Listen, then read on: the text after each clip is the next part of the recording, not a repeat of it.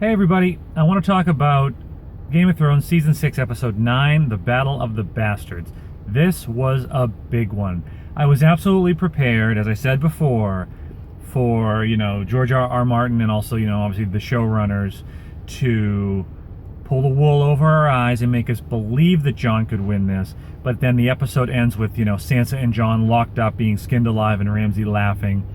I was ready for it because I don't know where this show draws the line between, actually wanting to, make fans happy and wanting to torture them. I mean, what happened last season with Ramsay and Sansa, it was obviously very, very difficult to watch, and it was tough because that's one of the first episodes that I showed my dad to introduce him to the show. Not, to show him, Ramsay, but I'm like, hey, let's watch the new episode of Game of Thrones, and that was one of the first ones we saw, and it was just like, wow, this is a tough show.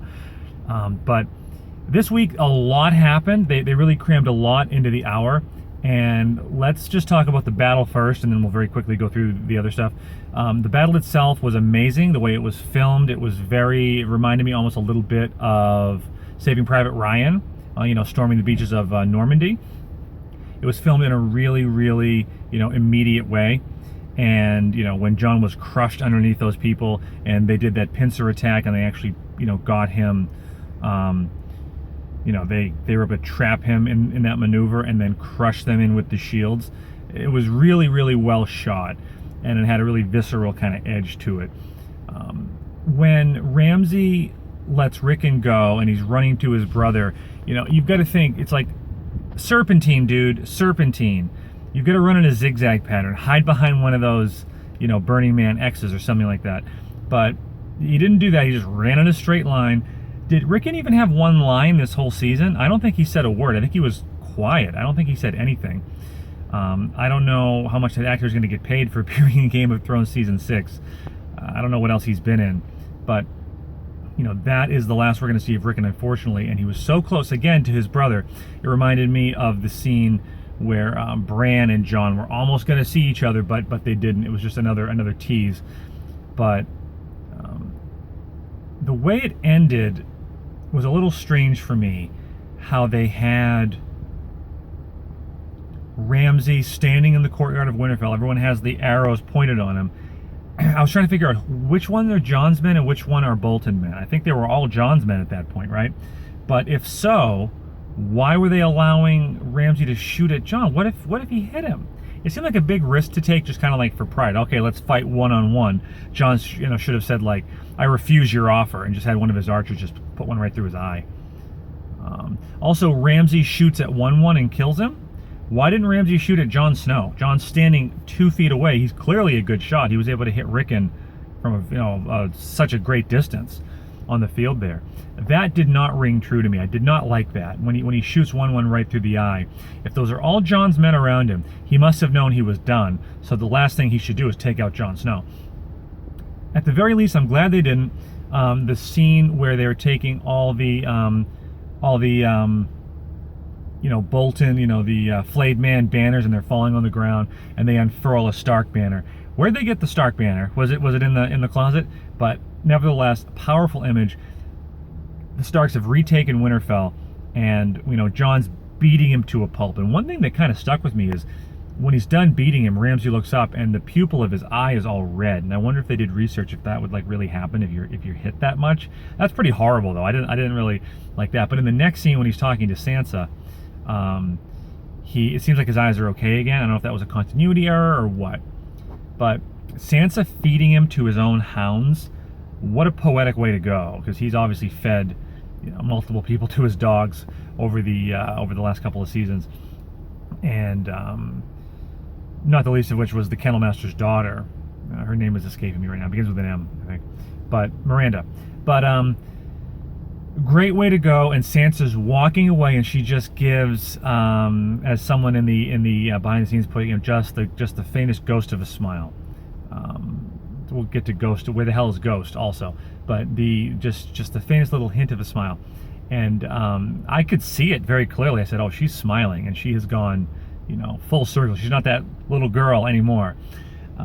Why didn't she tell Jon that the Knights of the Vale were coming? That she was sending. And it seems like next week, if you look at the preview, she doesn't understand fully what the deal they made was. So she doesn't fully understand like what he wants in return. I think he wants to be Warden of the North. I think he's going to say, well, Jon Snow is not a Stark.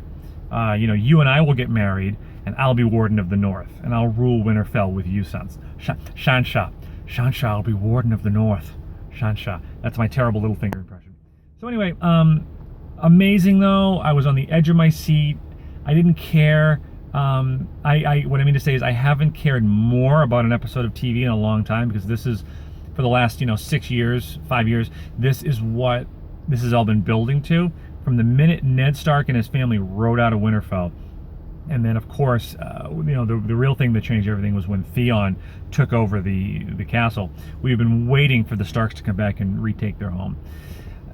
So it was great that they actually gave us what we wanted, at least for now. I don't know how tenuous it is or what's going to happen next, but hopefully that's the end of that, and hopefully they can hold Winterfell and focus on the wars to come. Okay, so let's talk about the rest of the episode. The scenes with Dany, I thought that was a little bit rushed. I don't know. It seemed like that dragged on a bit, and then they got the I know I just said it's rushed and it's dragged on a bit. What I mean to say is it was rushed in that they kind of clipped through a lot in like 20 minutes, but it dragged out the fact that like she comes at night and the next morning like they're still bombarding the pyramid. I would have thought that the dragons would have burned the fleet in 2 seconds and it would have been over. It was great to see the 3 dragons together again. It was not clear if Dany let the other 2 go or if they had been let loose the whole time, because we saw when Tyrion let them go and said don't eat the help that they kind of slunk back into the dungeon a little deeper, I thought. But great to see them all 3 together.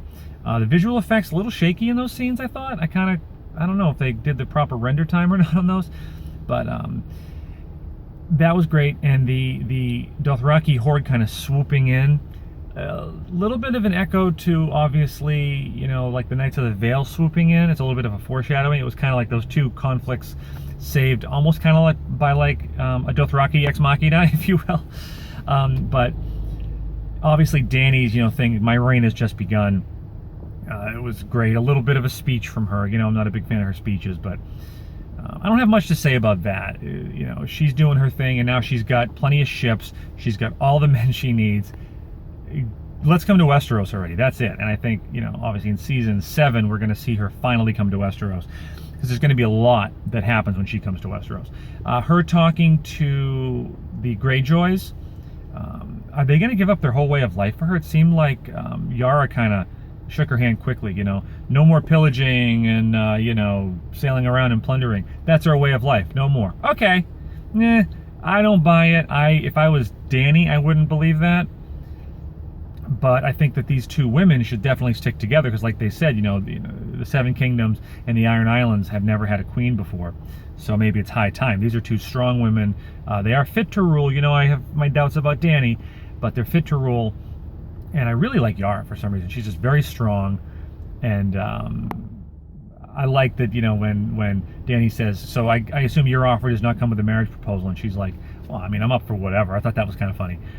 Great to see Tyrion and Theon together again. We haven't seen them together since like episode 2, I want to say.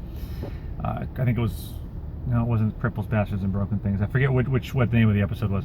But we haven't seen them together in a very long time. And it was great to see these 2 characters together again. And Theon's just completely broken. And Tyrion's almost giving him a free pass. He's like, you made some dwarf jokes, but, whatever. Look at yourself. And he's not going to dig too deep. Altogether, a huge episode in terms of moving things forward and moving pieces around the board. I love when pieces get moved around the board a little bit. I don't like when we sit for too long kind of planning and thinking about things. So the big question for next week, what does Littlefinger want? And, what does he expect in return for saving Winterfell? You have my thoughts. I think he wants to be Warden of the North and marry Sansa. That's what I think, even though she's his niece. But, stranger things have happened. Next week, we're going to see the finale, finally, of the High Sparrow storyline, I hope.